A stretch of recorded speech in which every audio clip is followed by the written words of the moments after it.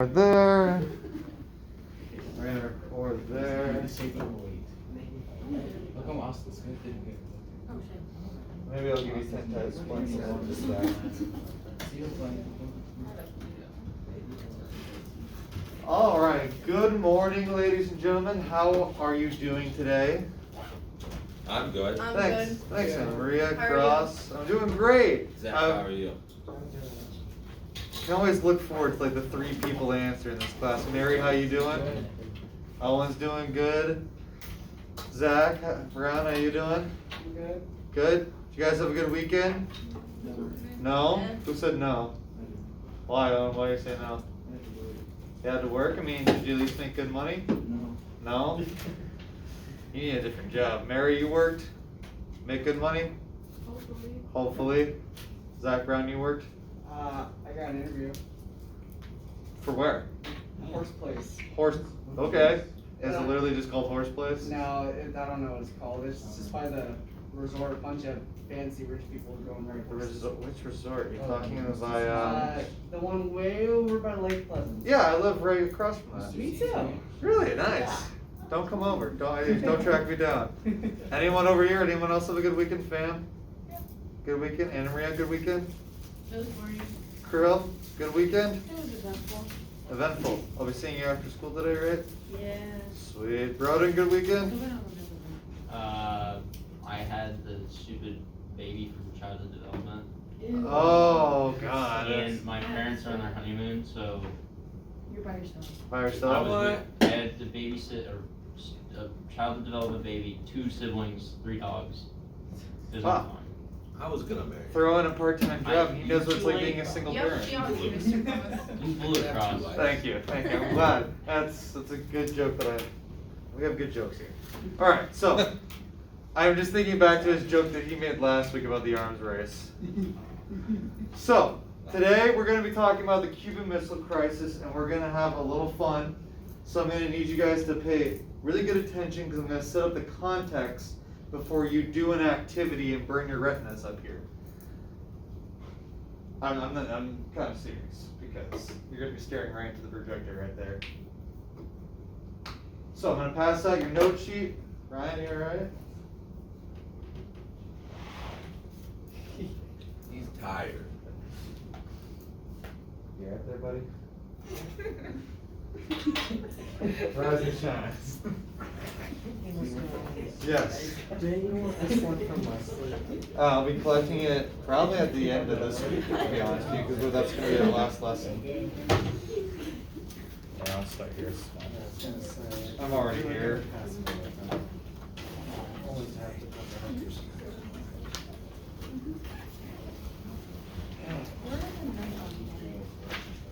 Oh god, wait, yeah, you're right. I gotta upload those.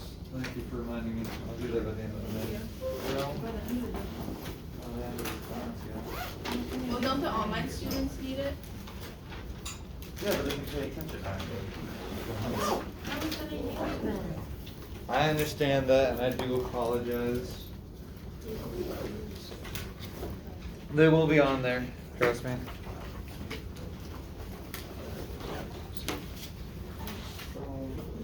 Brown. Oh, you too.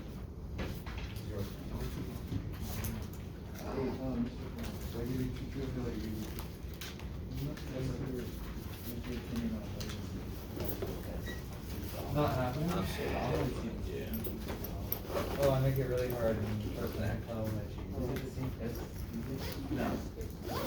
In fact, it's a lot harder. You didn't even big track me? So I would suggest if you ever wanted to retake a test for me, don't do it online. Yes. Oh, you skipped Did I literally just now give you one? I'm so Yeah. sorry.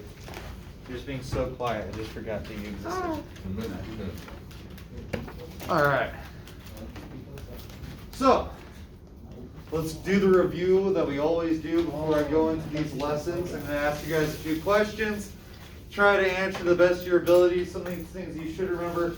And if you don't remember, I would highly suggest looking through the 5 note packets that I've given you throughout the last 2 weeks. So, Owen, what happened to Germany after World War II? They got split up into 4 different sections. Can you name me one country that has control of one of those sections? America. Mary, can you name another? France. France. Jacob, can you name a third? Germany. Germany, yes. Krill, can you name Germany? Wait, Germany. France, America, Soviet Britain, Union. Soviet Union. Good job, Krill. I was gonna call you anyways. There you go. I did it. You have, it was only America, France, Soviet Union, Britain. Yep. Congratulations. That's all 4. Don't forget, Berlin also gets split up as well into 4 sections. Eventually, it's just gonna merge into 2. All those people in East Berlin are gonna run westward because they realize capitalism is actually pretty good. Stalin's gonna be like, this is a bad PR situation, so they decide to block off the border from West Germany to East Germany. They take up the rail lines, they block off roads. So what is Truman's response to that situation? All of East Berlin, oh, Luke, you got it? Yeah, don't they start like dropping supplies? Yes, but what is it called? That's exactly right. Dude, you asked me the same question. Yes, Anna Maria. Was it the Berlin airlift? Correct. The Berlin airlift, which, like Luke said, does drop off supplies to these people. To be successful, they had to roughly drop off about 4,000 tons of supplies a day, which they did end up doing. It was under a tight schedule. They had to do a lot of logistics problems to get this to work, like flying 5 planes at a time at different altitudes. It's crazy. Now, of course, we all know that America and the Soviet Union has some tension. We have different ideologies. One's capitalist, one's communist, one's a democratic republic, another one is a dictatorship. We all know that. Now, we all know that we don't come into direct contact with each other. We don't actually go kill Soviet soldiers. We support other people that then kill other people that the Soviet Union supports, which is called a proxy war. Can you tell me, name one proxy war that in the Cold War so far? The Korean War. Thank you, Dane Smith. Yes. The Korean War is a proxy war. America didn't directly fight the Soviets. We just supported the South Koreans. Now, Holly, did anything happen or change at the end of the Korean War? Yeah. What changed? If you think something did change. I don't know. Logan, can you help her out? Did anything change out of the Korean War? No. No, nothing changed. Literally the exact same. We achieved the one goal that we had, which was getting. Sorry, gotta let some kid in. Which was kicking out the North Koreans out of South Korea, but no land, money, or territory was exchanged. The 38th parallel still was the dividing line between the North and South, and the only thing we added to it was a demilitarized zone that no one could cross. So nothing changes in that war. So after that, we talked about another a context between the Soviet Union and America that's called the arms race. Can you tell me what the arms race means, Anna Maria? Give me a definition in your own words about the arms race. Was it where all the countries were seeing who would have, like with the weapons, see who had the more powerful ones? Yes, Something between like that?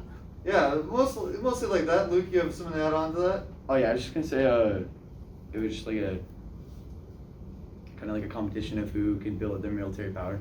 Yes, a competition of who can build their military power. Both of what you guys said is correct, but you have to remember this is only between America and the Soviet Union. Don't think other countries like Britain or France. It is purely a one-upping competition between America and the Soviet Union. You have the atomic bomb and the H-bomb, the Tsar bomb, you have the DEW line.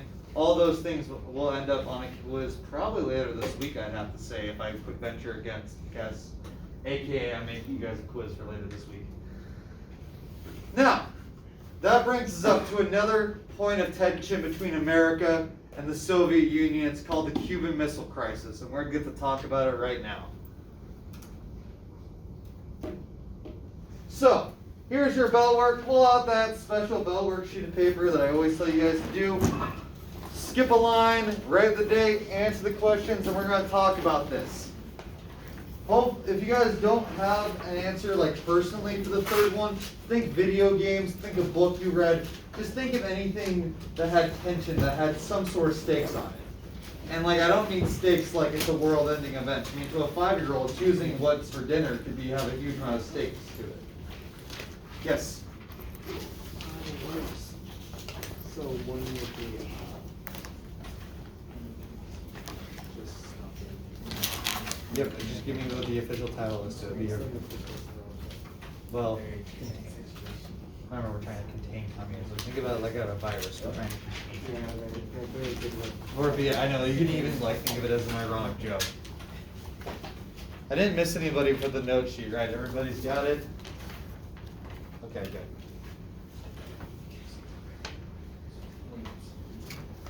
Plan wars need you? No, I was looking up, isn't it, No, not Matt. I think it was the last, it was the first, it was like last time. Oh, the first one? So, you know, what was it? Don't even think of the title, just tell me what we were trying to do. Correct. So if you're trying to stop the spread of something, what is like a word for stop? Stop, okay. Okay, if you're trying a virus, you don't want the virus to spread, right? So we're trying to do, so. Let's go, yes. You can think of it literally like a really ironic joke. We'll go with that now.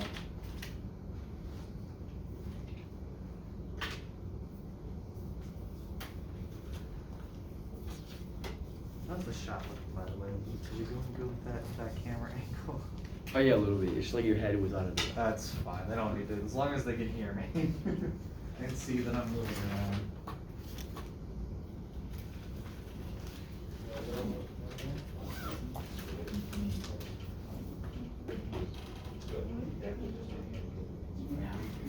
Yeah.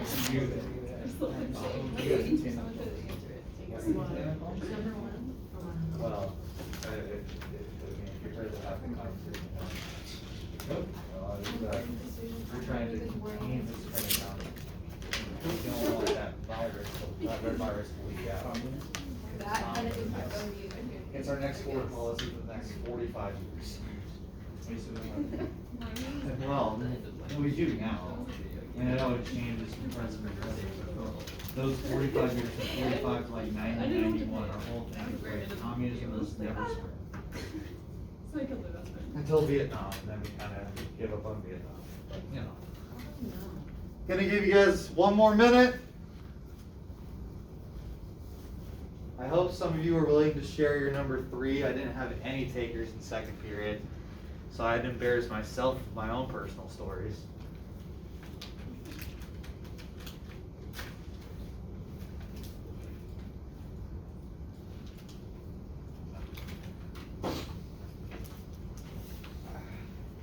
You're outside?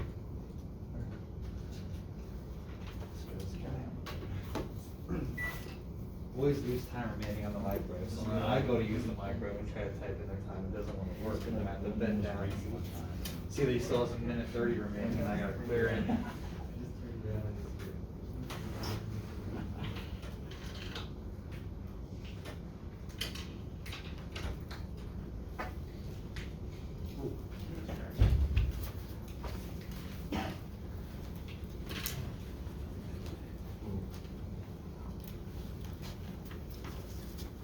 All right, ladies and gentlemen, let's get those eyes back up here, please and thank you. If you haven't finished writing, it's okay. You can do it as I'm speaking to you, but please just be ready to answer any questions I give you. What is America's foreign policy after World War II, Zach Fitzpatrick? Containment policy, correct. We are trying to contain the spread of communism. We don't want it going anywhere past the Soviet Union and eventually China, but we don't want it to go past anywhere else. That's why you see us spend billions of dollars in Berlin, fighting a war in Korea, eventually fighting a war in Vietnam. You'll see me talk about Cuba later in today's lesson, how we don't want it to spread there as well. Now, what does mad mean? Broden, what does mad mean? And I don't mean angry. M-A-D. That's what I was gonna say. No. I don't know. Frozen. You wrote it. Grace, what does mad mean? Mutually assured destruction. Correct, mutually assured destruction. We talked about this during the arms race. We built up our nuclear weaponry so much to the point where if one person presses the button, the other person would press the button, and both the attacking and defending nations would be reduced to rubble. In fact, it's one of the reasons which prevents us from trying to go to nuclear war, is that once we do, we will literally just blow up the entire Earth. If we go to nuclear war, both nations will be destroyed at the very least. At the very least. Because we had enough nuclear weapons to blow up the Earth 1,000 times. Number 3, describe a tense situation where you had to make an important decision that made an impact on you, no matter how small or big. It could be family, friends, significant others, a story in a video game, maybe a soccer game that you were watching, anything like that. Does anyone have a situation that they want to share? Please. Yes, Zach. Every time I race. Every time you race, right? BMX racing. And motocross. Well, motocross racing. Do you have a specific story you'd like to tell, or just the overall example of every time you get on the bike? Like 2 weekends ago, Okay. I was in like third going into the first turn, Okay. and the guy in second fell because he's an idiot, whatnot. Okay. Got it. Idiot. But then the kid in first, he sort of slipped out because the water turned too much, and then I had to dodge 2 crashes within like a second. I was right in the middle of them. Right, and then obviously that's a tense situation because you yourself don't want to wipe out and possibly risk getting first place. Did you end up getting first place that race? Yeah. So it made an impact on you, meaning that quick, tense decision making you had won you the race, or at least I'm going to say it won you the race. Yeah, or when like I'm trying to pass someone, I can put pressure on them. BMX, it's, Right. I just gotta do it. Motocross, I have to, follow them, put pressure on them, keep waiting till they make a mistake. Perfect, thank you. Thank you for sharing that example. Yes, BMX racing or motocross racing is a great example of a tense situation of calculations that you have to make last minute. And in Zach Brown's case, got him to get first place. I'll give you a very simple definition on the low scale of here's a story of just, deciding dinner for a 5-year-old this could be a tense situation and make a huge impact. I'm not asking for anything big here. When I was little, I remember the first time I got to decide for dinner was huge. It was like 5 or 4. And my parents anything you want, we'll make.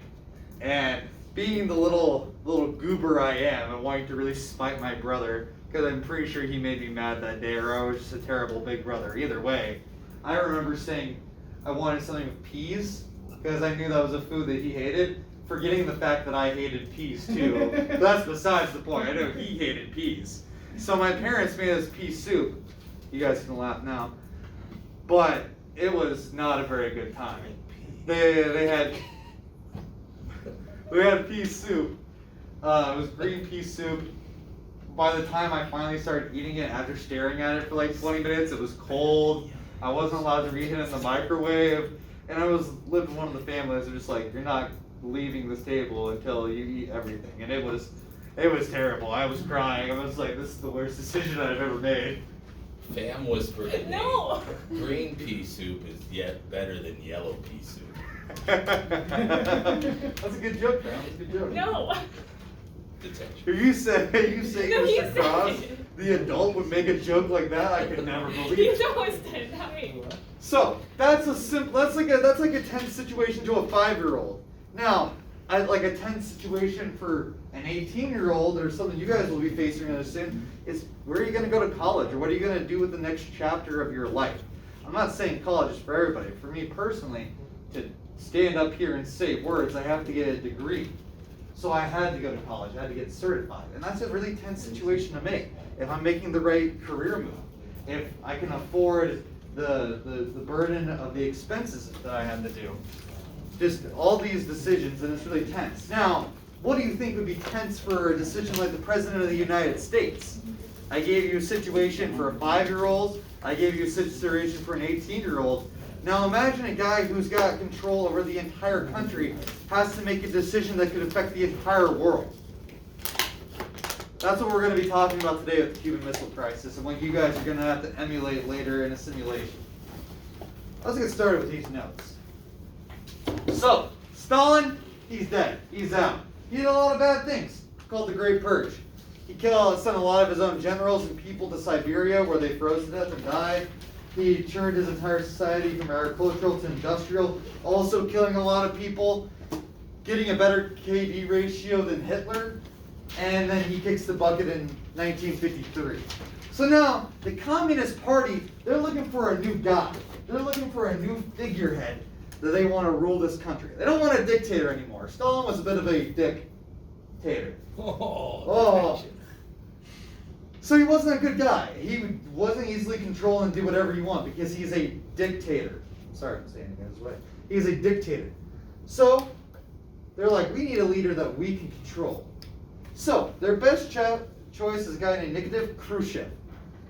He was a Soviet general in the Battle of Stalingrad who defended Stalingrad from the Nazi invasion. I had to know where else to say. No, I'm just trying to see how you spell his name. Nikita. Nikita Khrushchev, Nikita Khrushchev. A lot of H's. Half of them are silent. So, he was a Soviet general who defended Stalingrad from Nazis. He was a war hero. He was a war hero, guys. And he wasn't a dictator, he was a premier. He would make the perfect premier, a front man for the CCCP, or the Central Committee of the Communist Party, and he was a great figurehead. He was going to be the face of communism in the Soviet Union for a little bit. So, Khrushchev takes charge. Like I said, he's a great figurehead. He's chosen by the Communist Party. He initially did as the party wanted. He was a good soldier who followed orders. He screamed at a UN meeting to the United States, "We will batter you, and your children will grow up to be communists." Probably in a better Russian accent than that, but that's what he shouted at the United States at a UN meeting, saying, "We may be, like, we're fighting with each other right now, but I will destroy you, ruin your country, and your capitalism will fall, and we will become communist." That's basically what that quote is saying in a really cool way. He ruled with an iron fist. But as time passed, Khrushchev's policies began to change. He was getting old, he was getting tired. And Khrushchev and many later premiers would be at odds with the Communist Party and the faceless masses that truly ran the USSR. They wanted to be successful. They didn't want to keep on fighting with the United States forever. That didn't mean they had to like their capitalistic ways and they still wanted to spread communism forever, but you're going to see like a little bit changing of relationships between the United States and the Soviet Union throughout the rest of the PowerPoints that I'll be talking about, especially in the Cuban Missile Crisis. So, that's the Soviet Union. That's the new guy who's ruling the Soviet Union right now. I gotta tell you about our next big president, Mr. JFK, or John F. Kennedy. He was elected president in 1960, defeating Richard Nixon. It was one of the first telecasted elections or speeches / debates. And there's a really funny story of just like John F. Kennedy. He's like coming off, looking fresh. He's got a nice clean suit. His face is looking good. He's got a good haircut going on. Girls, what would you rate this picture of this man right here? Holly, what would you rate this man? What do you think? 10 out of 10. 10 out of 10? Anna Maria, 10 out of 10? 10 out of 10. 10 out of 10. He's Catholic, is that a problem? Cross is like, And I mean, it's gonna be that's gonna be the big things that people hate about Kennedy, because we've had Christian presidents, now he's Catholic, we have a Catholic president, and that doesn't really bind very well. But he's out here clean cut, looking good, he's got a good suit on, and then you have Nixon, who probably got off a 24-hour flight from China. He's all degraded, he's sweating with all those cameras and lights put on him. His suit isn't looking good, he's probably got half it tucked in, his tie is loose, like, he's just looking like a mess. So, looks do play a bit of a part to get this man elected. And his policies were a bit better at the time, but looks do play a part. His centerpiece of his foreign policy was anti-communism. Hopefully you mean anti is bad, or against, Anti is against, so he's against communism. Anti-communism means against communism. You can thank your language arts teachers. He created the idea of flexible responses. He wanted to balance the traditional military with nuclear powers. He's not pulling MacArthur here and thinking that our only option should be nuke them first. That's not really a great idea, especially if mutually assured destruction. We know if we nuke any members of the Soviet Union or other communist nations, we're just going to get nuked. And traditional military just means boots on the ground, guys. It's regular Marines and Navy and pilots, just boots on the ground. So he's like, we should probably balance that. So he increases the defense spending on traditional military. And you're going to hear me say a lot, increase defense spending. A lot of presidents from this moving forward are going to spend huge amounts of money on the defense budget for the military. Whether that's nuclear powers, traditional military, trying to invent new weapons, Star Wars, not the movies. There's Reagan's going to do some space stuff, and that's even far out, even for like today's technology. He also made the Green Berets that the Green Berets wear official. Before, it wasn't necessarily legal to wear them, and all these other countries symbolized high-ranking officers with the beret, different colored berets. General walks up as Kennedy is visiting a fort. He's like, "That's a nice beret." He's just like, "Thank you, sir. We've liked them. We've wanted to wear them for a while." And then Kennedy writes him a nice thank you note, and now the Green Berets wear their Green Berets of pride. This is a fun little fact I thought I'd throw at you. So, Kennedy got a lot of issues on his plate. And I'm not talking emotional or mental issues. I'm talking about world issues. He's got the Bay of Pigs. In 1959, little guy you might know as Fidel Castro overthrows the Cuban government. Now you're probably thinking, man, in this era, governments get overthrown all the time. What is the problem with Cuba being overthrown? Well, it's only a little island nation 90 miles away from the south coast of Florida. So, 90 miles isn't a lot in the grand scheme of the world. And Cuba is just slightly south of Florida, meaning that they could easily invade us. They can do anything for us. It's right in our backyard. It's literally being the old man looking out of your window and just seeing Cuba standing there. So, Castro turns to the Soviet Union for aid and for communism. And in March 1960, the CIA is like, we've had it. We can't have a communist nation just in our backyard 90 miles south of Florida.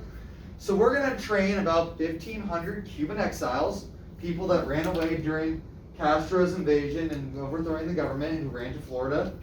We're going to train them up, give them weapons. We'll send air support that's unmarked. The Cubans will never be able to identify that it came for us. And we're going to take back that island, dang it, and it's going to become capitalist. So, on April 17, 1961, the invasion launches and then immediately crashes and burns. Like they were like rowing up to the shore and get out of their boats and immediately get met at gunpoint being like, "Hey, welcome to Cuba. Who do you work for?" And then those guys immediately cracked and say, "Well, America made us do it." This invasion is such an embarrassment and a failure for America. It's frame one, it just immediately fails. Like it starts, they get to the island, get on the shore, walk a few feet, guns, and they're just either some of them die or they just get taken prisoner. It's not much of a fight at all. It's a failure of an operation and completely humiliating for America, this big, powerful country. His second issue is there's more problems going on in Berlin. We talked about the Berlin airlifts a little bit earlier, and we were able to resolve that situation with the Berlin airlifts. Well, now more East Germans are fleeing towards West Berlin and West Germany because, wow, believe it or not, capitalism is pretty darn good. So, Stalin, and in this case Khrushchev, realizing that this is a bad PR decision to see many people are running away from our country because of communism, he decides to start what's going to become the Berlin Wall. On August 13, 1961, East Germans begin constructing on the Berlin Wall to surround West Berlin. It's going to go through multiple phases, and it's going to go through almost like a tier system of how it evolves. Like it starts off as just like concrete barriers and sandbags, soldiers pointing guns, to eventually a chain link fence, to eventually a huge wall with guards stationed every so often, pointing guns. It keeps East Germans from escaping and becomes a symbol for communist oppression. Eventually, this wall will come down during Reagan's era, which we will get to talk about. He gives a great speech with the famous quote, "Gorbachev, tear down this wall." It's amazing. Now, we're going to stop our notes for a second, and we're going to introduce our activity, because, ladies and gentlemen, I've just gotten spy information from our U-2 spy planes that there is a Soviet ship with nuclear missiles on them heading for the tiny island nation of Cuba, 90 miles south of Florida. And you, Mr. and Mrs. Presidents of the United States and cabinet members, need to figure out what we're going to do about this. What is our policy going to be? And you need to tell the American people. So, I'm going to break you down into groups. You don't do this yet. I'm going to say all the instructions to you right now. I'm going to deliver it in parts. I'm going to break you down into groups. Most likely it's going to be your pods. Groups of 4. There might be a group of 5. We will go into the Cold War module in the canvas. We're going to open the Cuban Missile Crisis Group activity. There is information, pictures, documents, graphics that are going to show you how far these missiles can raise to the United States. You're going to look through them and talk them over with your cabinet members. Then you're going to choose one course of action. There's 6 courses of action of what you guys get to do, or could possibly do in this situation. And you're going to be ready for the president, which is going to be one of you that either me or Cross is going to pick, to deliver their answer to the press and the American people and defend it. So you guys are going to work, you're going to talk through it, choose a solution, you're going to write a speech. I'm going to drag this podium over, place it right here so you're looking right in that projector and getting your retinas burned. And you're going to say who you are, what the situation is, the context, what your plan is, which of those 6 courses of action that you get to choose, and then you're going to ask the press, aka me and Mr. Cross, any questions. And you're going to do your best with the context from those documents and we've talked about to answer those questions.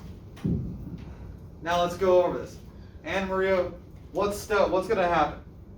You're gonna put us into groups. Perfect. Bam, where are you going to go once you get put into groups? We go to the Cold War module on campus. Perfect. Zach Fitzpatrick, what are you going to open in the Cold War module? We're gonna open the Cuban Missile Crisis Group activity. And then, Jacob, from there, what are you going to do in that activity? Look through the pictures and documents, write a speech. Right, write a speech. Mr. Brown, Zach Brown, what has to be in that speech?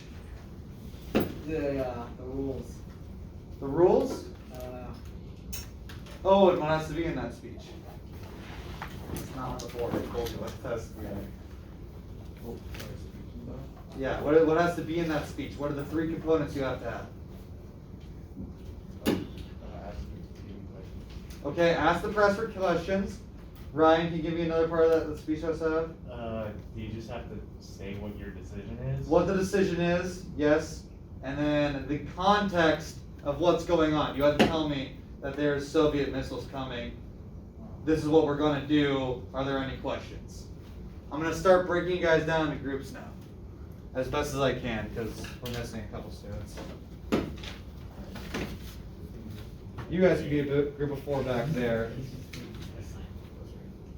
Bam, you can move over there with Brian and Logan and Luke, and you guys can be a group of 4. Hollander, Jacob, you guys are going to move right here, and then you 4 can be a group with Holly and Zach.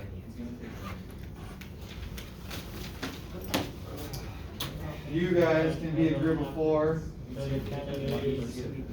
I will be, me and Cross will be picking a person to say the speech and become the President of the United States. Yes. Mary, you get to deal with your usual 2 guys.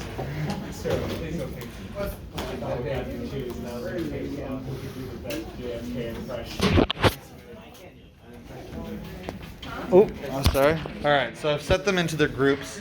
I'm gonna tell the online kids what they have to do. Let's go walk you through who our groups are gonna be. I know, right? We have group 1 over here. You guys want to wave hi or say anything? Hopefully not incriminating. We have group 2 over here. You guys want to wave and say hi? Hey. We got group 3 over here. One's Luke and Mr. Jacob. Come over here. Or not Luke, I mean Jacob and Mr. Hollander. Luke, you're fine back there. You have No, I didn't. 1, 2, 3, 4. You have group 5 right here. This is a dream team. The guys are going to do well. I think one of them is going to do a JFK impression. And you have our last group right here, who's the mostly silent majority, but they do great work. I imagine you're going to be speaking probably if I pick you. This is what we got. I'm going to resume recording once the speeches start. All right, gentlemen, how's your progress going right now? Owen, how's your progress? Not good? What do you seem to be confused on? Everything. Well, how can I help you? Oh wait, there's questions at the bottom. Yeah. Oops. So, are you guys truly confused? Like, what do you need help with? Okay. I think we should do nothing. You think you should do? I mean, that's legitimate. Just be prepared for me and Cross to bark at you. That's my birthday. Happy late birthday / early because both make sense. All right, my quiet squad. How you guys doing back here? Doing good. We're gonna go to war. You're gonna take us to war? No, I'm just kidding. We're trying to pick the easiest cause of action, without the war. Without the war sounds nice. I mean, we Yeah. didn't have a war in real life, and I'll tell you why. But this is really to get that tension in your brain. This is what Kennedy had to do, sitting in the Pentagon, being like, guys, what are we going to do? The Soviet Union is trying to put nuclear missiles 90 miles away from Florida, and I'm sure you guys saw that little. It's there. We're getting there. You guys saw that, like all of our major cities on the East Coast are being taken out with the long-range bomb. Yeah. Washington would literally just die in an Oh, instant. but you see, Arizona's Arizona, we still chilling out here. Yeah. So, I mean, we're good. Just doesn't matter when our government collapses, you know. Yes, Mr. Jacob. How can I help you? For the chart, do we have to pick 3 different actions? Yes. Yeah. Even though On your speech, you only have to do like 1 to 2, like if you want a backup plan. But this is like the actual points part of the assignment here. So are you grading us on how we say stuff? I mean, a bit, yeah. But like this is the majority of your points. You getting up there is going to be inevitable, and I'm going to be grading them just like, did they do what I told them to do? Like it's more of participation. This is the actual knowledge portion of it. Yes, Miss Krill. Okay, so this is what I have. Hello, my name is Bella. I'm the President of the United States, and I have a very important announcement to make. So do I just say Cuba is trying to invade or trying to send missiles? Say the Soviet Union is transporting missiles to the island nation of. The Soviet. Soviet. I can't spell Soviet anyways. Soviet Union is trying to what? Transport missiles Is trying to transport missiles to the island nation. Island nation Because everyone's hearing what I'm saying right now. Of Cuba.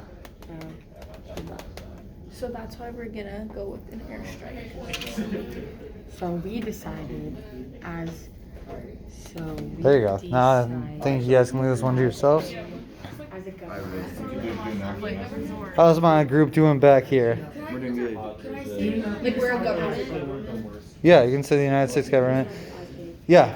How are you guys doing? Doing good. We decided on one thing. We decided to do an invasion, and we agree on it. Oh boy, this is gonna be exciting.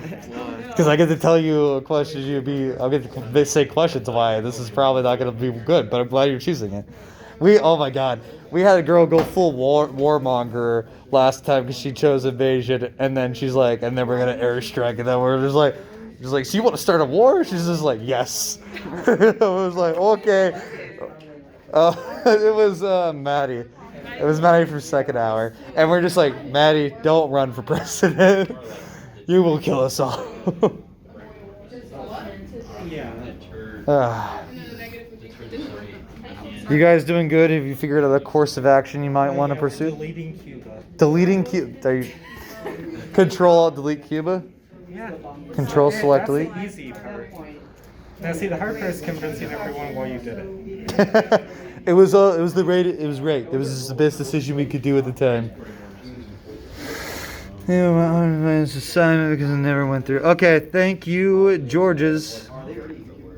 Morgan, can you hear me? Yeah. How is your assignment going? Have you figured out what course of action you're going to take? Not yet. All right. Are you making good progress? Yes, sir. Thank you. All right, I'm back again. We're going to do a second checkup on these guys. Ryan, Dane Smith, Jacoby, Owen, how you guys doing? Good. You guys have a course of action that you're going to do? Yeah. Your speech is all written out? No. Do you have a speech? Each of you have the speech memorized at the very least? No. I would start doing that, gentlemen. I would start doing that. Dude, there's no way I can't do that. What are you going to write is you need to, one, introduce yourselves. Hello, I'm Ryan, President of the United States. Two, set up the situation. That's the Soviet Union ship carrying nuclear missiles to Cuba. That's the situation we have going on right now. Yeah. So we have to do like proper introduction. You just be like, hello, I'm Zach. I'm President of the United States. Third is you need to tell me which course of action you chose. So it'd be like, we plan on blockading the Soviet Union, and you can make up a reason why you think that's the best one. And then you ask the press for any questions, and me and Cross will then begin to question you.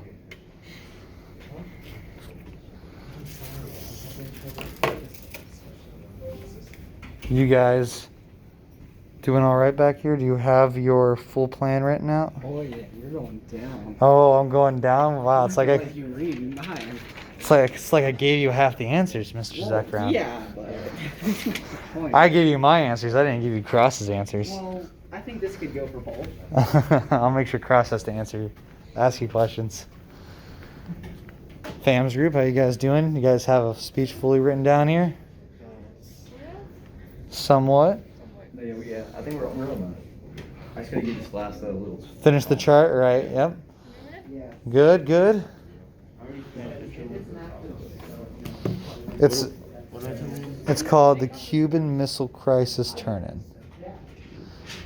I know it's on there because Anna Maria found it.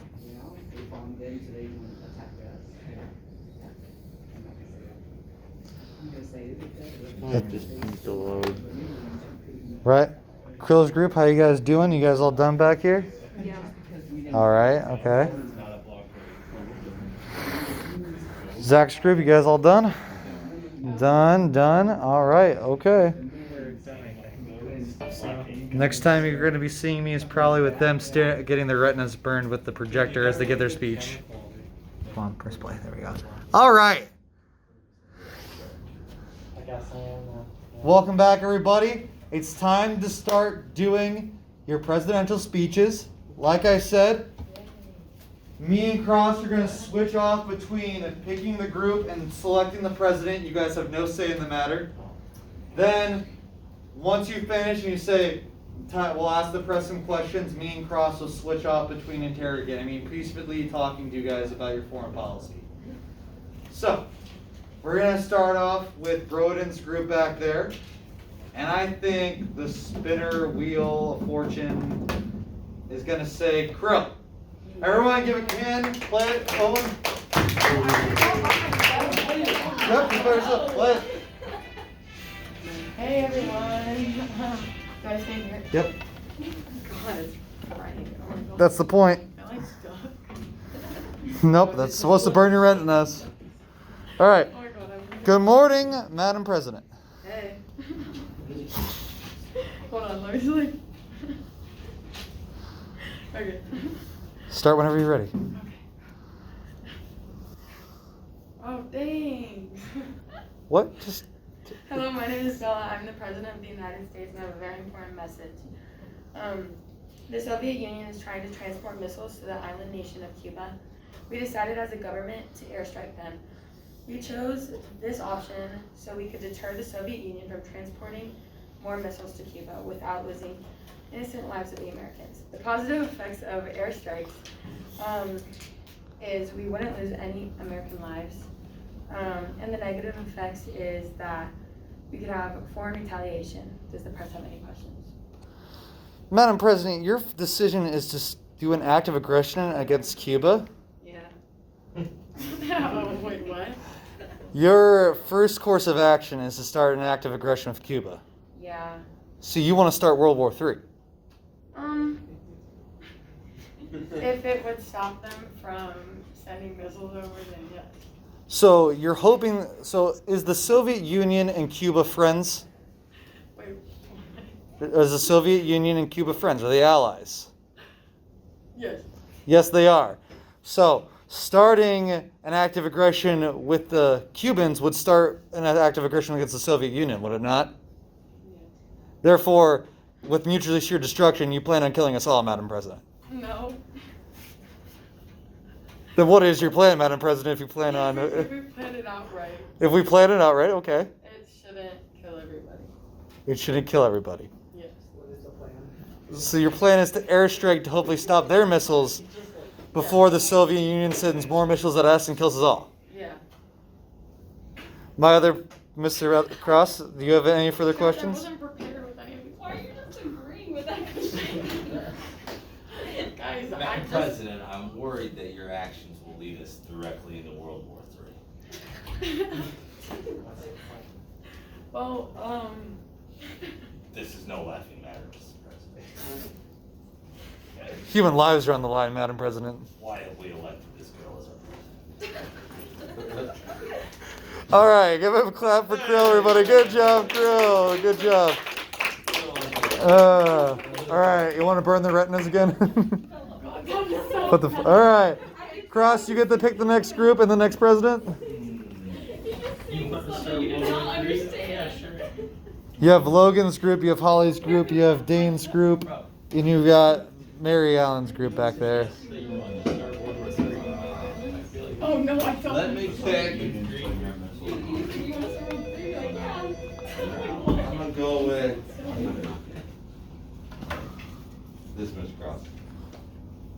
After a moment from our sponsors, we'll go who will be the next president of the United States. Who's the sponsor of the president? Excellent, thank you. The Office. Say Logan. Oh man. Hope you feel better. Logan's sick? Yeah. Better not be COVID. I don't have Good. You can go, Krill, yeah. All right, who are you picking, Mr. Cross? Let's go with Zach Brown. Zach Brown. The overconfident one. What? Play it, Owen. Well, all right. Thanks, Owen. There. People of America, the cabinet and I have decided that we are going to talk to them semi-peacefully, Semi-peacefully? about taking down their missiles, or we will send our troops over there to take it down ourselves. Who's with me? Woo! So, Mr. President, your course of action is to invade Cuba. Is my course of action to invade Cuba or to defend America? Well, If they launch their missiles at America, we could be putting our innocent lives at stake. How is that, Mr. Press Person? so if you're invading Cuba, that could put our American people at stake by sending the Soviet Union sending missiles at us. See, but if we have our men and soldiers and people go over there, we could save millions of lives, of innocent lives. A little late. So you want to save a million lives at the second, but lose billions later on? Soldiers sign up to protect people of America. I'm not arguing with you, Mr. President. They do protect people, but are the Soviet Union and Cuba buddies? Yes, they are. Yes, they are, Mr. President. So does that mean this act of aggression by invading, as you say, peacefully, Cuba would start World War III with the Soviet Union? But would the Soviet Union actually do that, or would they call their bluff? So your plan is to call the Soviet Union's bluff when there's millions of lives on the line with mutually assured destruction, Mr. Would President. you rather them send the missile, or we go and take down the missile? But Mr. President, Yes, are sir. the missiles on Cuba operational at this time? They are operational. That's not True. true. That's not true at all. Well, That's we not have that true, informant. That's like the Team Fortress. Mr. President, Yes, I don't believe the missiles on Cuba are currently operational. Well, that is your opinion. No, That is facts. I believe you're Where did you get your information? from the U-2 spy planes that you saw, Mr. President. YouTube. You know they Photoshop and everything in the 19 whatevers. Whatever. It's But 60s. it's our pictures, Mr. Why would we Photoshop our own pictures to trick you? Because the media is very mean, and you're part of the media. Not the You media. are part of the media. Fake news sound like.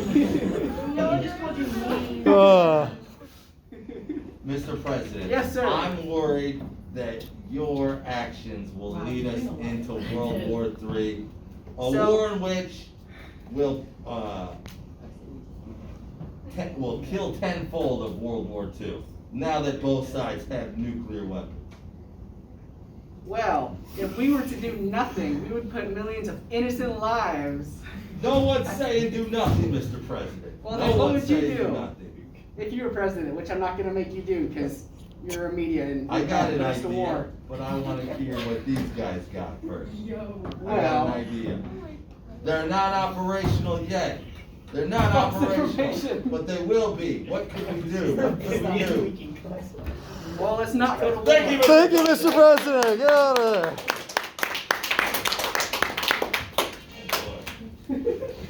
All right. It's my choice. I'm going to go with Dane's group. And I want to go with Ryan. Hey. Alright. Play it, Owen. There. You should play I'm proud. The American. They could do that one too. Good morning, Mr. President. My fellow Americans, Love it. I love it. my name is Ryan Allen. Now,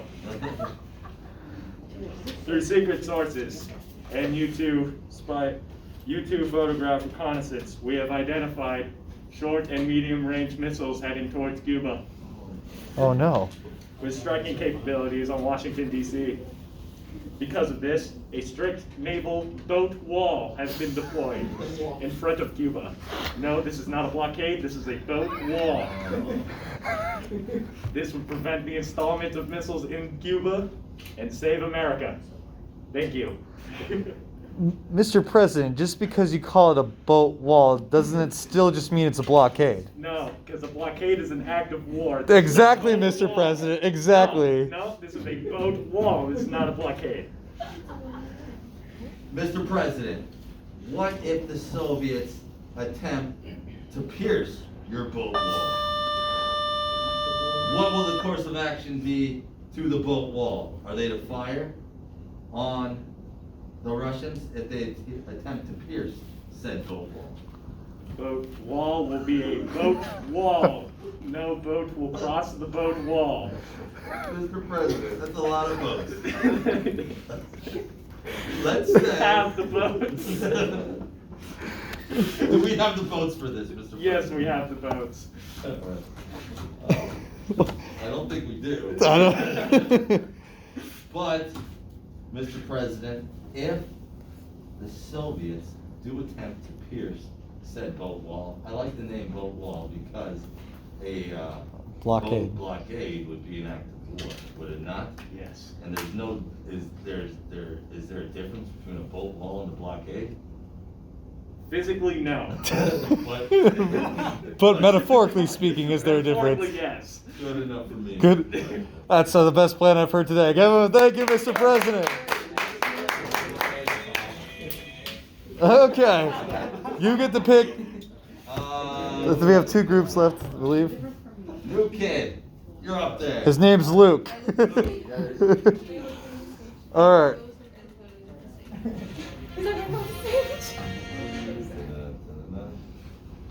Good morning, Mr. President. How you doing? Doing Luke, from the United States.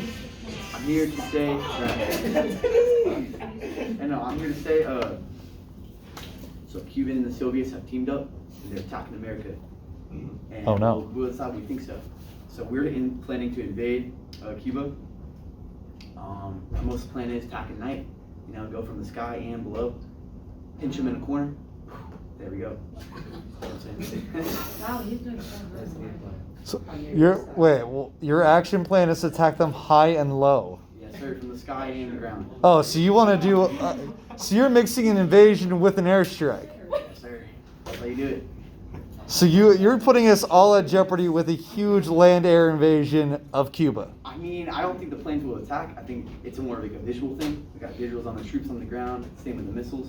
So you want to put the planes and troops very close to Cuba to scare the Cubans. No. I'm trying to go in there and just mess stuff up. Okay, so you're gonna start. I'm afraid your action plan is gonna lead us down to World War III. I know, but they're already kind of going down that path. You know what I'm saying? Like, I didn't start this. That's them. So your plan is to hopefully finish it before the Soviet Union finishes us. Yes. Because I think they're gonna. If we don't take action, I don't think negotiation's gonna work. I definitely think that we need to take action. You're putting millions of lives in danger. Do you realize that, Mr. President? I do realize that, but we do have some power. We also got allied nations around us. I think we'll be good. So your plan is to start a World War III with tenfold casualties compared to World War II. I mean, that's the Soviets' plan. The same with Cuba. They're trying to start that. Mr. President, you say that they started it by putting nuclear missiles into Cuba, but is that the truth, Mr. President? It is a suspicion on my part, but I definitely think it's a plan that's going to further go into World War III. But Mr. President, are they the first ones to put missiles close to us, or were we the first ones to put missiles close to the Soviet Union? Be honest, Mr. President. I guess we were first. We were first. So I guess I don't know, but they did the same thing back though. So you didn't expect them to retaliate, Mr. President, after we put missiles in Turkey? I know, our plan wasn't to do anything with the missiles to them. Well, how do you know that their plan isn't to do anything with the missiles? They're hella close. They're right there. There's got to be something. Fantastic. They're very close. And you're saying Turkey, the Soviet Union isn't very close? Well, it's across the. Mr. President, would you be willing to remove missiles very close to them if they removed missiles very close to us? Absolutely. Negotiating, I'll be willing to negotiate. That's not That's a bad plan. sounds like a great plan, Mr. President. Why? I feel like that should be your first plan and not invade Cuba. I don't know. It's kind of like a thing out of urge, Like Soviets been messing with us too much. Just gotta put them down. All right. Thank you, Mr. President. Thank you for enacting an act of war. You got politics in your Yeah, you really do. All right. Is it my pick? Are you guys the last ones? Holly, get up there. God. It's not me. I'm on. There wasn't enough Madam Presidents. Well, now You see can what bully back. Perfect height. Yeah, right. You're not getting blinded. It's pretty great. All right, I'm the president, and we just got word that, thank you, that the Soviets are putting missiles on Cuba, and our initial plan is to put diplomatic pressure on them, and if it's not successful, then we blockade so they can't bomb us. Yeah. So you want to start with questions, Cross? No, you say any questions. Any questions? Go first. Madam President, what would be the nature of these diplomatic talks? We would ask nicely, but firmly, ask them to remove the missiles, and if they don't, then we use military force. Madam President, would you be willing to dangle any carrot to the Soviets for them to remove said missiles?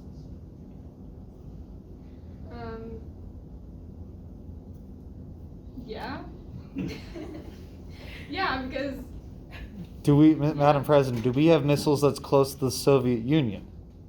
Yes, All right. Do you but would we're America, so. so you wouldn't want to remove those missiles close from the Soviet Union so that Cuba can remove their No, missiles?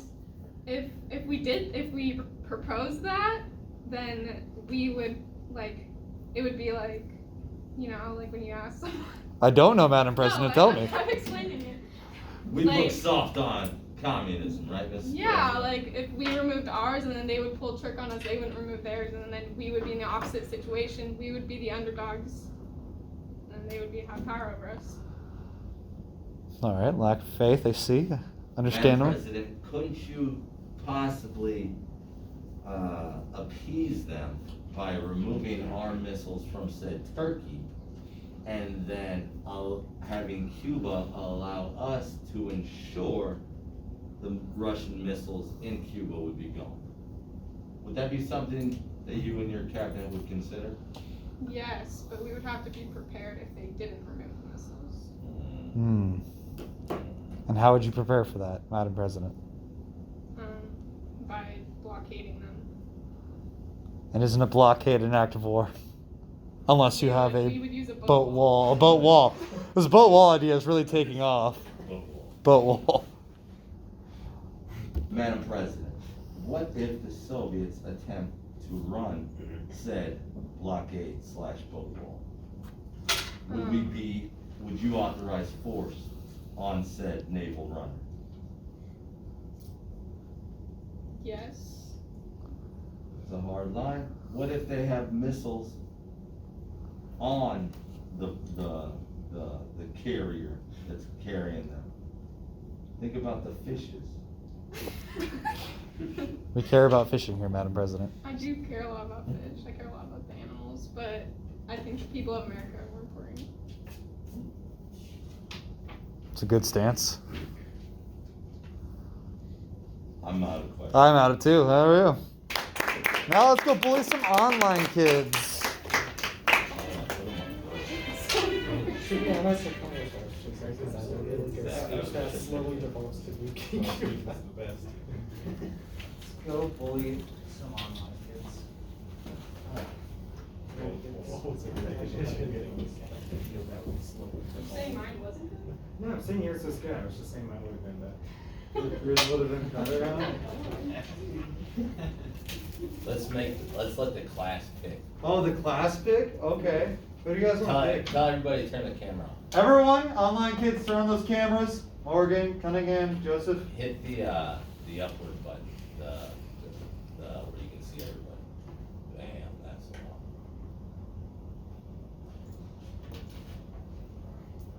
Oh man, That's not enough cameras on. Come on, guys, turn on your cameras. Timmer has no idea what's going on. Jaylee Smart, John Smart, I miss John.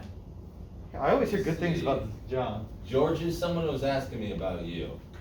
I think her name was, it was Lauren Lonick. Do you know her? Yeah, I love her. She's my friend. That's cool. That's cool. What about Ethan Ernst? Is he your homie? You guys like him? Ethan Ernst? Guess not. Lindsay? Joseph? Alright. If you call on them, they're just gonna not say anything.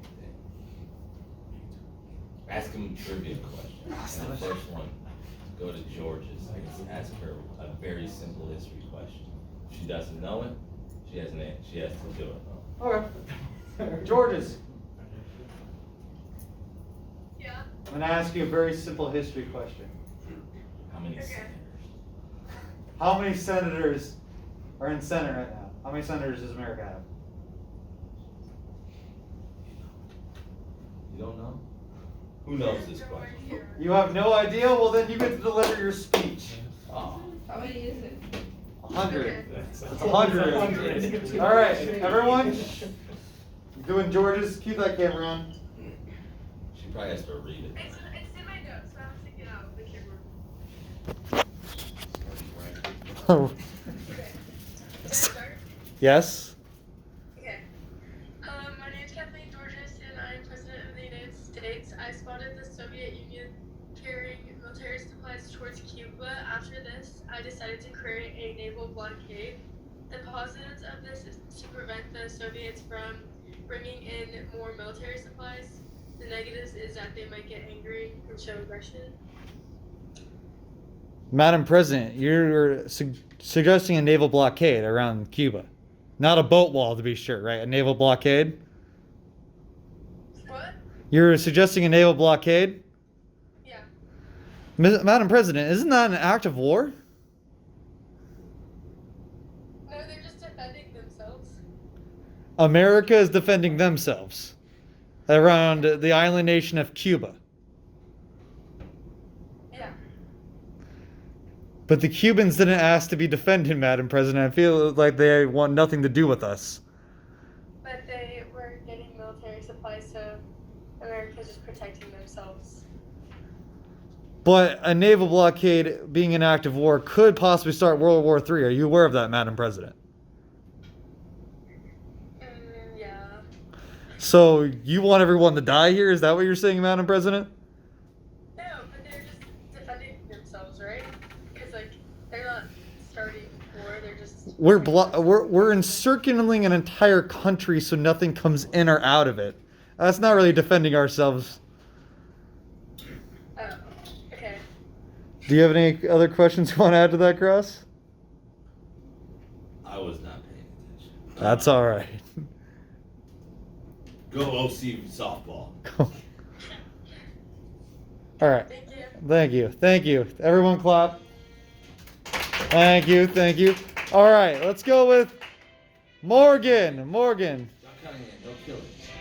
All right. We'll do Cunningham next, but let's do Morgan first. Morgan. Yeah. You ready to do a speech? He's on the golf course. He's on the golf course? Probably got a picture of All right.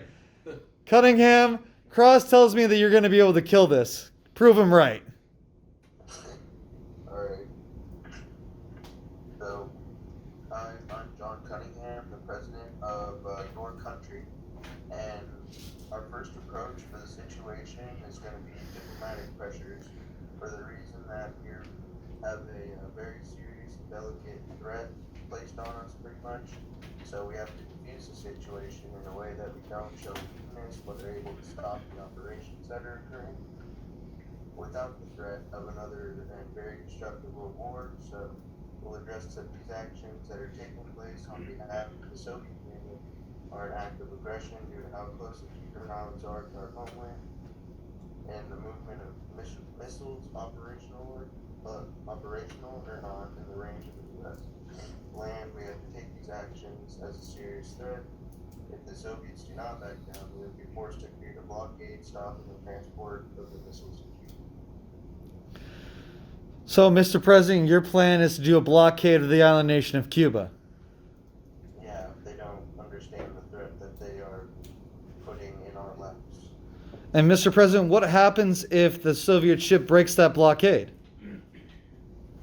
Then they denied our solution to the problem, and we're gonna have to fight with them, yes. Are you going to blow up the ship, Mr. President?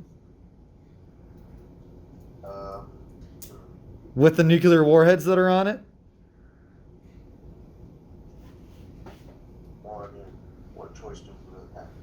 Would you rather them blow up on our land or in the sea? That's what I'm asking you, Mr. President. He is good. I'd rather have them blow up in the sea than the land. So you want to start World War III if the blockade is broken? Yeah, the Soviets choose to, then we have no choice. So if mutually assured destruction, you want to kill everyone, Mr. President? Well, obviously I don't want to kill it, but Well, that's what's happening by doing this decision, Mr. President. Mutually assured destruction says that both attacking and defending nations would be destroyed. yeah, so that's why we proposed to them that this is what will happen. You go ahead with this, and if they go ahead with it, then we warned them. Would you like to remove any of your nuclear warheads close to the Soviet Union so that the Russians will move the ones out of Cuba? Well, I mean, as long as they do it and we do it, then sure. As Thank you, Mr. President. Everyone clap. Yeah. Think we should do one more, Cross? You want to pick some? Don't you have to, how long is it gonna take? Because, I mean, I have 3 slides after this to get out of 45. Let's put on Princeton. Princeton, our last president for the day. Thank you. I want maybe you will get that test point.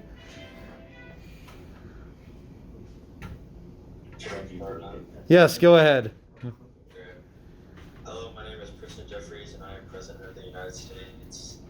In recent months, being of the discovery of missiles in Cuba, I decided to take action by proposing diplomatic pressures.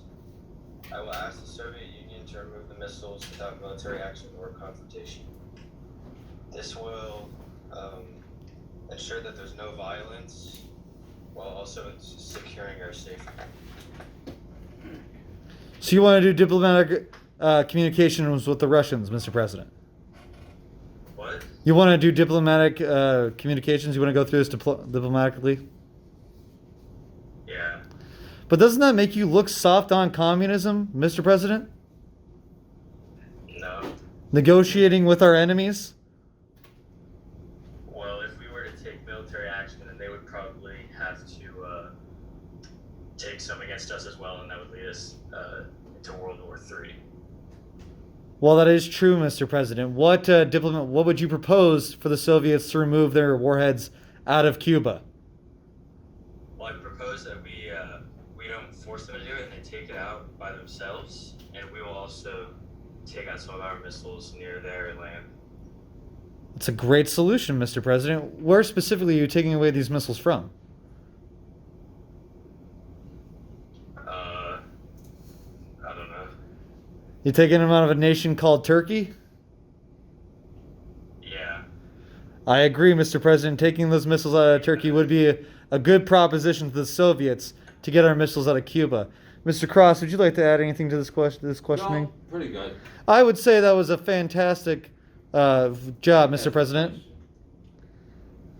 Thank you. Yeah, Zach? Hey, Princeton, did you happen to look up what JFK did? Did I what? He's asking, did you look up what JFK did? No. He did not. All right. Thank you, everyone. Give a round of applause. Give a round of applause. Yeah. I think he's lying to you, Charles. Where did I put this last time? Oh, I put him where Jacob's sitting. Good. All right, ladies and gentlemen, please return back to your seats. I hope you enjoyed that activity.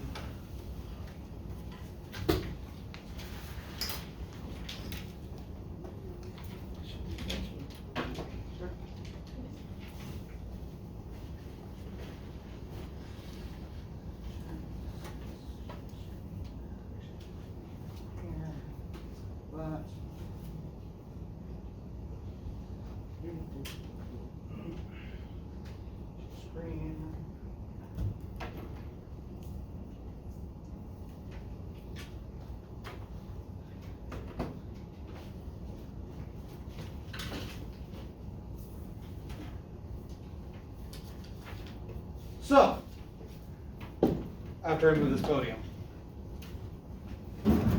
these were the guys that you were. This was Kennedy and his cabinet with a couple other diplomatic people that would go to the Soviet Union to talk some of this stuff out, foreign relations. These are the men who you guys were portraying, figuring out these decisions.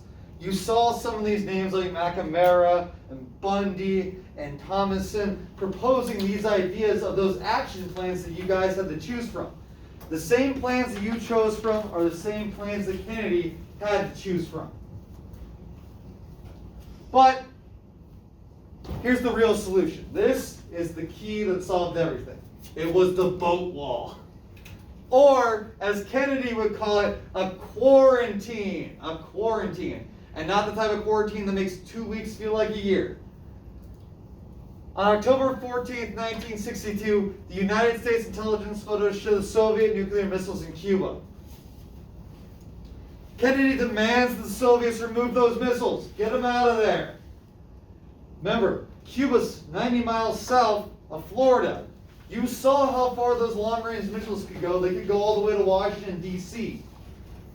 So of course we don't want those missiles there. It shows it right here. This is how far those missiles could cover. So, it wasn't a boat wall as you guys did, but that was very funny. I appreciate the boat wall. But then the solution Kennedy goes for is the blockade. It's the naval blockade of Cuba. And to prevent going to war with the Soviets and or the Cubans, he calls it a quarantine. He calls it a quarantine. This is how he gets around. That's his little loophole of getting out of being an act of war. Oh, I'm not doing a blockade. I'm doing a boat wall, as Ryan said, or a quarantine. Kennedy calls it a quarantine. The Soviets were warned any ship that tried to cross through the blockade would be fired upon. Now, if it got to that point, World War III would have been started and we would have lost a lot of fishies in the sea because of the nukes going off. Any action against the U.S. from the Cubans would trigger an automatic nuclear response to the Soviet Union. So we couldn't invade, we couldn't do airstrikes. Even the blockade was kind of dangerous because that's affecting the Cubans. And if it was perceived as such, it would have started a World War III with the Soviets. It would have. So, October 28th, an agreement is reached between Khrushchev and Kennedy. They basically have this long steering contest, a chicken fight of the boats slowly approaching closer and closer and closer, and the naval ships circling around Cuba, having their guns locked on it. But eventually agreement was found, the ship turned around, and the diplomatic thing that me and Cross kept on trying to question you guys about was the Soviets removed missiles from Cuba, and Kennedy promised not to invade Cuba and removed missiles from Turkey. We did that trade. We removed our missiles, they removed theirs. That was the decision he decides to make in this tense moment that could have, if he made the wrong decision, changed the entire world forever, because there might not have been a world. World War III would have started, who knows who would have survived that. And that's the same type of tense pressure I wanted to put you guys under by standing up here and getting your retina burned out. I hope none of you have permanent eye damage. So, resulting from this, you're going to see Soviet and American relations turn for the better, almost. You're going to see that we get a little bit friendlier. Did you guys ever watch the old Adam West Batman? Many of you probably have not, but before the bat signal, how him and the commissioner would communicate was through this red bat phone, the bat phone. Well, it's kind of funny, but the Soviet Unions and Americans have the same thing going on called the red phone. They have a hotline that directly has connection between the White House and the Kremlin, which is the Soviet base of operations. Soviet government is the Kremlin.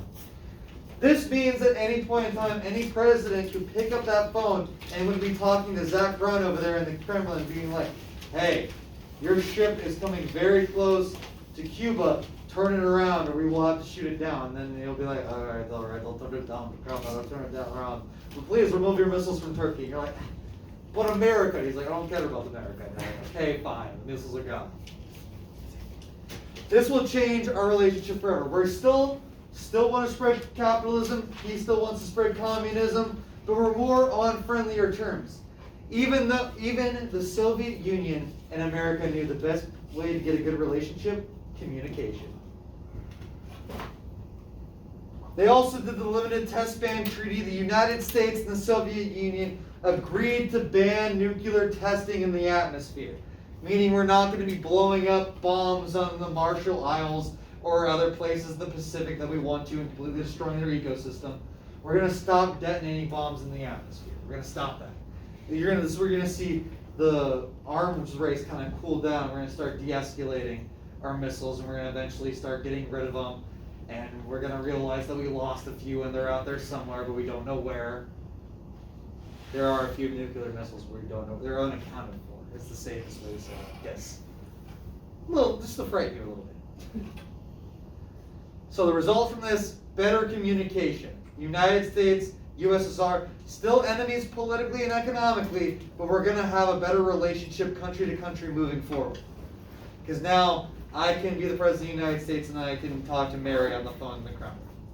And we can spend all night talking about, what do you like talking about, Mary? Drawing. We can spend all night talking Texas about drawing. Roadhouse. Texas Roadhouse. And their management system and how it's bad. But their bread is great. So, finish out that piece of paper. Write those exit tickets, ladies and gentlemen. How did the Cuban Missile Crisis start a better relationship between the United States and the Soviet Union? How did that tense situation... Good morning, Eagles. This is James Fisher, your Student Body Spirit Director, with news about prom. Ticket sales will now be extended through the end of this week, and the last day to buy is now Friday, April 13th. Better buy those Royalty tickets, is announced guys. tomorrow, so stay tuned to hear your nominees. Now to Aubrey. Hey guys, it's Aubrey. Go to prom. Seniors, this has been a rough year for all of us, and I know we all complain that we are getting nothing this year. But you don't get to complain if you don't make an effort to come to the dope functions that are planned for you. So, let's go to prom. It's gonna be a blast. Thanks. There's not even gonna be good food there. Okay, anyways. It's like $80 just to sit down. Don't, 80, just sit down and make eye contact with someone. Yeah. As you look over the Lunchables that they got for you guys. Please answer this exit ticket. Please, please, please. I mean, I could probably pay like $10 to sit down. For like, okay. All right, that was our lesson for the day. They get to learn attentions about the Cuban Missile Crisis. Everyone say goodbye. Say goodbye to the one ASU person watching and who's going to judge my career. Bye, guys. All right, thank you. Thank you very much. In fact, let's go to online kids too. Online kids, turn on your cameras. Turn on your cameras for me, online kids. Say goodbye to the camera that I'm holding. Say bye. Bye. Thank you, Georges. Thank you, Cunningham. Thanks, Morgan, Timmer. Bye, guys. All right. I hope you enjoyed the video.